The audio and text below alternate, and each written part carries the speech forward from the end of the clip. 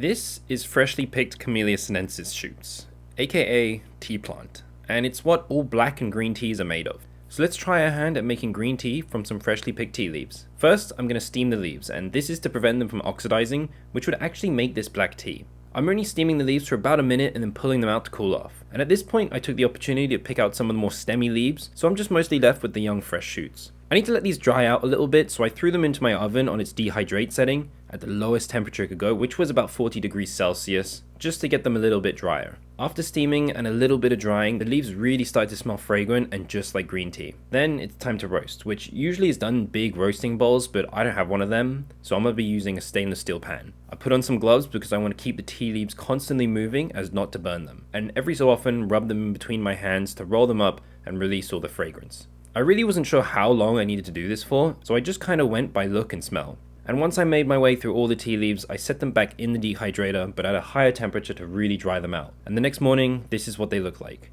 But the real question is, how good is my homemade green tea? Well, I'll be honest, it's not as good as if I were to buy loose leaf green tea in the store, but for my first time, I'm surprised at how good it actually came out. It's a lot sweeter than I expected and a little vegetal, but overall, I'm really happy with how this tastes. Maybe next time I should make black tea.